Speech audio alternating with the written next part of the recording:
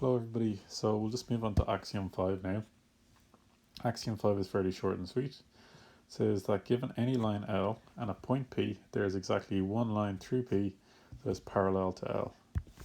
So we'll see what this looks like when we draw it out. We're going to draw out a line L. We're going to draw out a point P. So here's P. And here's our line L. So what this axiom says is that we can draw one line through P that is parallel to L. So that seems pretty straightforward. I guess what they really mean there is if that we were to try and draw another line that was parallel to L, it wouldn't pass through P. And if we drew another line through P, a different line, then it would no longer be parallel to L.